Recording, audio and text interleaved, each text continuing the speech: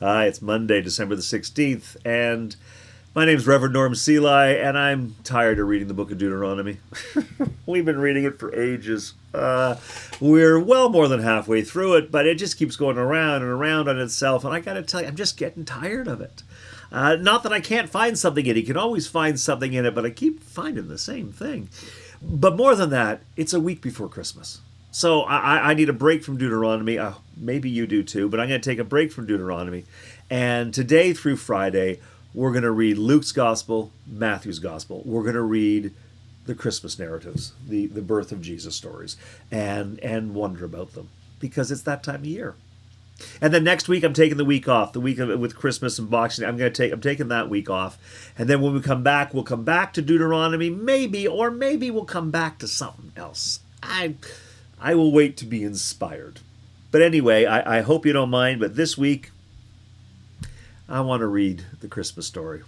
So we're going to start today with Luke chapter 2, verses 1 to 14. I know they're familiar words, at least I suspect they are. Try to hear them as if you've never heard them before.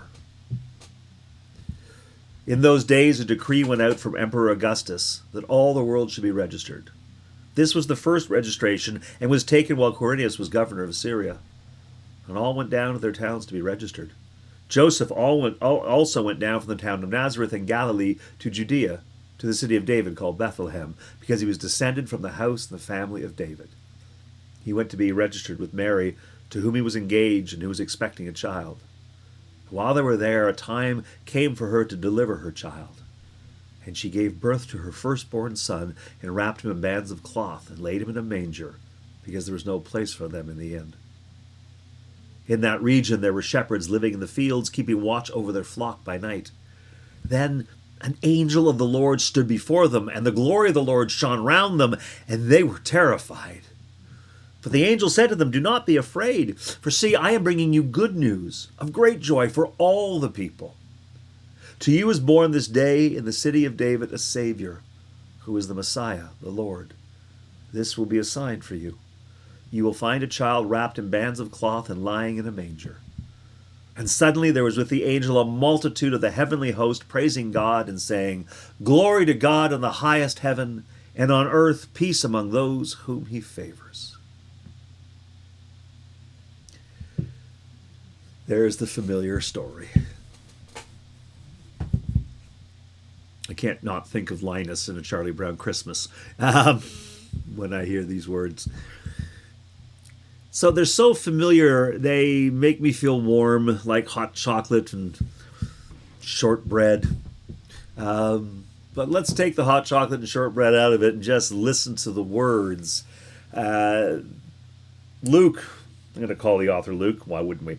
Luke wants us to know that this is to be taken seriously, right?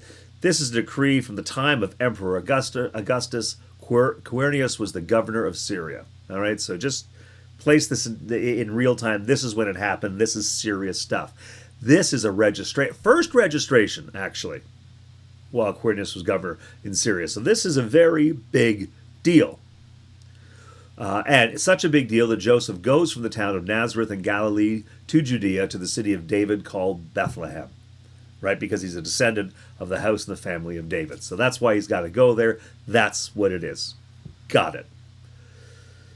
So, I love the story. I'm not saying that it didn't happen or couldn't happen the way it's told here, but as a historian,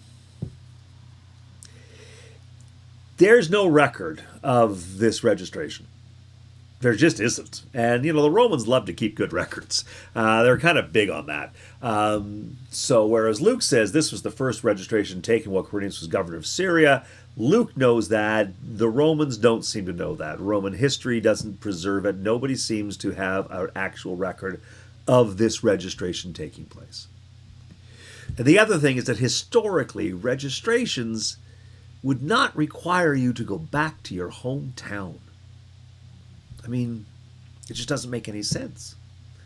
Why would everybody shuffle about and go back to their hometown? I mean, on one hand, we listen like, well, because people usually just stayed where they were, they grew up in the same area, so that wouldn't be a big deal. Yeah, except that these folks came from nomadic origins, and in fact, they did move around. And sons left their families and went off and found wives and started new families over here and over there, and flocks took them there. So they were scattered about. It makes no sense for you to have to go back to your hometown, where, like it happens in the story, where's room for you? How does this work? Why, if they were going, to Bethlehem, why wouldn't Joseph bring a tent? Why wouldn't they just stay outside the city limits? It doesn't make a lot of sense. There are other alternatives for Joseph. It doesn't make historic sense that he would have to go back to Bethlehem, and the registration doesn't make sense either. Okay. So why is Luke convinced it happened? Well, I am quite convinced, and if you've spent any time with me, you're not going to be surprised by this, that both Luke and Matthew's Christmas stories, the birth of Jesus stories, are essentially sermons. They have put together a story that makes sense of Jesus as they know Jesus. So I want you to imagine that, Jesus' ministry has happened. Jesus has been crucified, risen. You've got these faith communities. And so we're in that generation after this has happened, and we're looking back at Jesus going, he's so amazing. He's God in human form. He's God on earth. He's like, his birth can't have been a normal birth. I mean, surely to goodness something happened, right? You couldn't have just been born and nobody noticed. Of course I would have noticed. If Jesus was living next door to me, I'd have noticed. So it can't just be a normal birth. So, well, then what must it have been like? Well, knowing who Jesus is and who Jesus becomes, it must have been like this. That's the way we do history in ancient times. And there's nothing wrong with that. There's nothing disingenuous about it. There's nothing false about it. It's not historical facts chained together. It's imaginative fulfilling of the past based on the future, based on the present. This is who Jesus is, therefore it must be like this. So, knowing who Jesus is, well, he must have been born in Bethlehem, right? Because to be that Messiah that we're all expecting, of course he's a descendant of David, and we have to confirm that he's a descendant of David. So we're going to make sure that we say that Joseph is a descendant of David. So there you go. Now, along the way, you think, well, maybe Joseph isn't the father. Oh, turns out Mary is a descendant of David too. That's from a different angle. But so these are descendants of David. But even if you're ambiguous about that, we're born in Bethlehem. Okay, that's the city of David. So we are making that connection to David, the Messiah, the great king of Israel, the one who manifests God to so many people. At least that his relationship with God is instructive and important to the Jewish faith. So we're going to make sure that Jesus could not have just been born in Nazareth. No. This has got to be a bigger deal than that. Should have been Bethlehem. And so the story now becomes Bethlehem. Makes perfect sense to me. There's no room for them. We're going to establish right up front that Jesus is an outsider, that Jesus and his parents faced adversity, that, again, I'm thinking from the author's point of view, that Jesus and his parents were overlooked by the authorities, by society. There's no room for them. And so when we look at the Jesus story, as Jesus begins his ministry, as Jesus, the authorities did not take him seriously until they saw him as a threat. Right? They did not welcome him in. They never found the Jewish faith, first century Jewish faith, never found a place for him. Jesus didn't fit in. They begrudgingly acknowledged his connection, but didn't fit in. So sure, we're going to put the baby. In a manger. And again, historically, we do appreciate that it's not. it's not that Mary and Joseph and Jesus are being shunned. Families lived with their animals. Yeah, quite common, and they lived sort of upstairs. They would have a loft, right, and then the animals would come in, and they would have the loft, and it was great because the animals actually kept the place warm, right, because they go off heat, so that kept them warm, sheltered the animals, and kept everybody else warm. But you would sort of go up into the loft area. What we're hearing here is there's no room for them up in the loft area. But there's room for them down there with the animals. It's not barbaric. It's not horrible. It's just you're not up with the family. You're in the place. Again, Jesus and the way that Jesus talks about God, the faith is definitely connected. It's in the same building, but they don't get to go up to upstairs with the family. So that starts to make some kind of sense for me. Nailing this down as the time of Emperor Augustus, well, I mean that's easy to do. You're right. So Jesus this old, so he must have been born about this time, and Emperor Augustus was Caesar for a very long time. So it's definitely the time of Emperor Augustus. We got that, and it will be Quirinius is the governor of Syria. So we dated it, but we haven't tightened the window too much. But what we have done is present, I think, a tension or an alternative.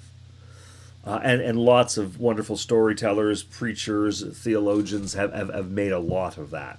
That in the gospel, we are being presented with the alternative.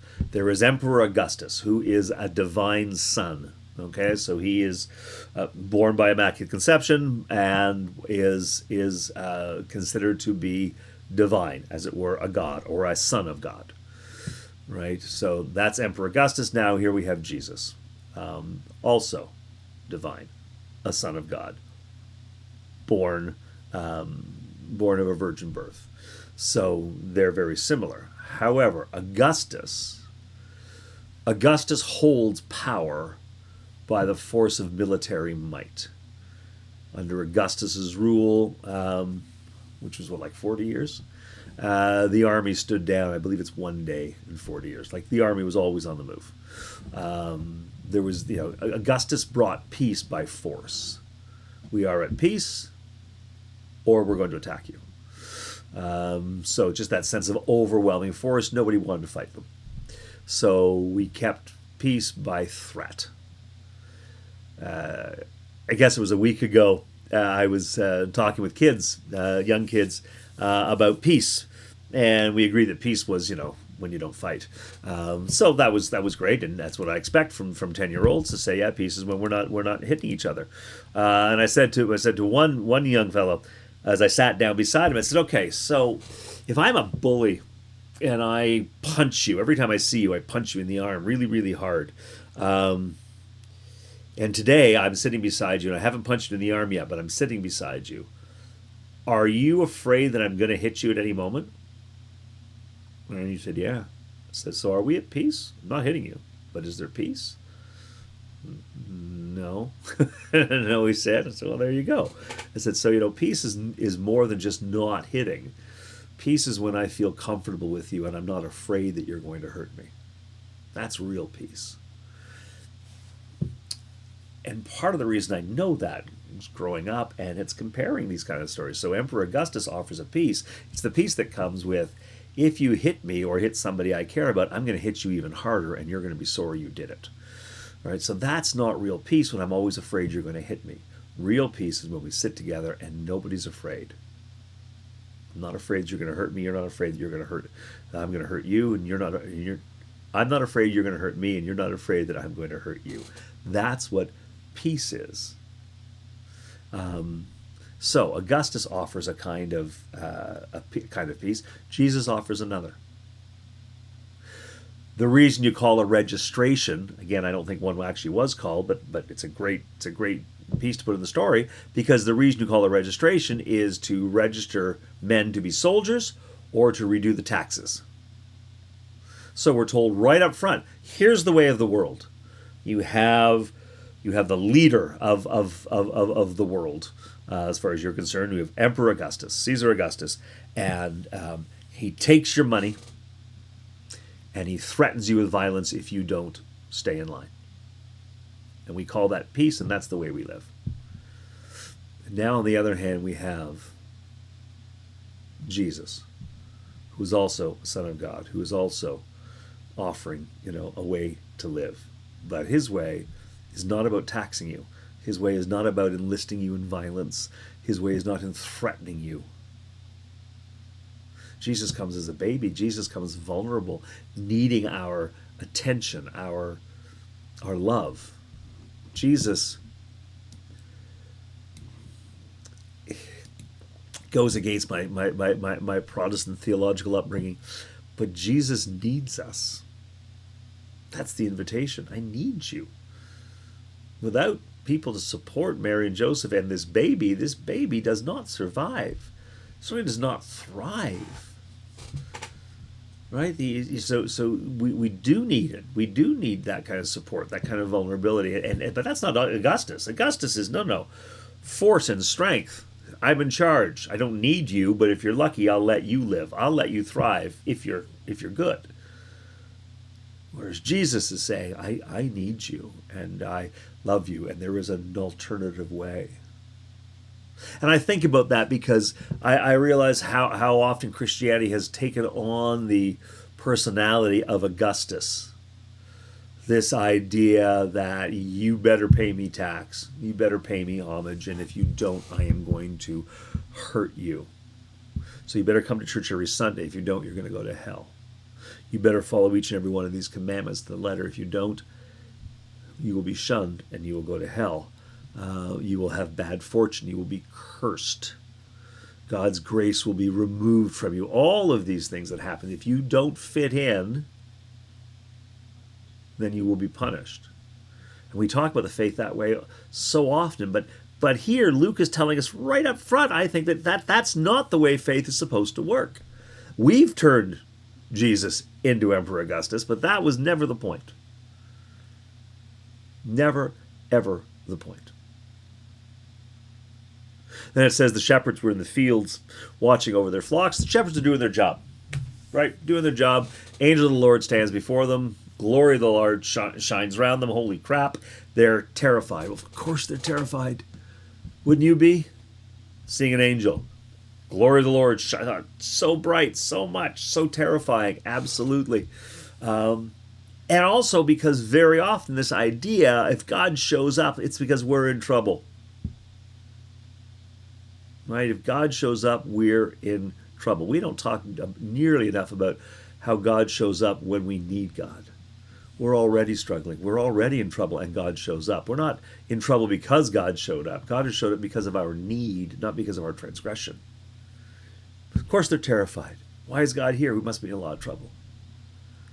And the angel understands that. Don't be afraid. I'm bringing you great news of great joy for all the people. That sticks out to me right away because it says great news for all the people.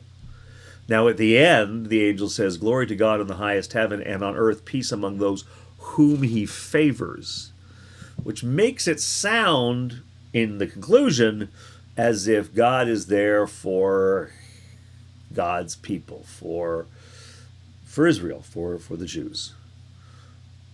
But what the angel said to the shepherds was, this is good news of great joy for all the people. So for me, that's beyond Israel, beyond the Jews. They have both going on here. Obviously, as a Christian, I see Jesus as being for more than the Jews.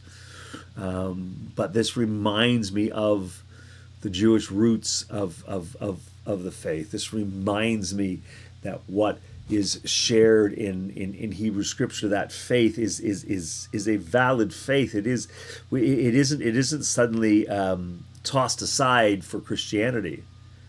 No, it is all there, and it is fulfilled here. So, this is meant for the Jews, but it's also meant for more than. So I think you were invited to embrace a traditional faith, but to not be afraid to go beyond our tradition. Recognize this is for all people. At least that's what strikes me when I hear this. But again, this feeds into the whole idea of the author of Luke just going like, well, knowing who Jesus is, there's just no way it could have been a quiet, nobody noticed birth. Had to be angels. Surely there were angels because God's messenger. Jesus is God and is God's ultimate messenger. I mean, Jesus is the messenger and the message. Emmanuel, God is with us. Jesus is the God is with us. So yeah, of course angels are there to point to it. Of course they are. Absolutely have to be. Yeah. I could do this for an hour without stopping. There's so much in this that I can just keep talking about and why it speaks to me. But I'm going to stop right there because I've already done 20 plus minutes. So I'm going to stop right there. And hopefully what I'm talking about, what I'm going on and on about, might be an invitation for you to go into this too. Don't agree with me. You don't have to. I mean, if you want to agree with me, sure, that's great, but you don't have to agree with me. You can say this is absolutely historically accurate and you want to hold to that, and that's fine. There's something to be found in that. You might find that I'm going too far with some of the things. That's fine. I just invite you to engage in the story and know whether you're invested in it as a piece of history or not. What we can agree on is that Luke wants us to hear this, right? Knowing who Jesus is to him, to his community. This is what he needs us to know about Jesus. This is what you have to know. This is important. This is what starts the whole story. Right? For Luke, we can't tell the story of Jesus' ministry without first telling you this. Because this has all the elements. This is what's important when it comes to understanding who Jesus is and our relationship to Jesus and Jesus' relationship to God. So, I invite you to spend some time wondering. I hope I've made the right choice for you. I know I've made the right choice for me. And come back tomorrow. We've got some more of Luke's gospel because the shepherds are going to head down to see the baby. And, well, you'll see what happens. Until I get to see you, God bless you. Please know that God sees you, knows you, and loves you exactly as you are, exactly where you are. And please know that that love doesn't stop with you. It moves through you out into the world like Christmas presents, like God. God moves through you and out into the world, so where you go, God goes, and you share that love whether you know it or not. I hope you do know it, though, and I hope you realize how important you are. So God bless you. We'll see you tomorrow.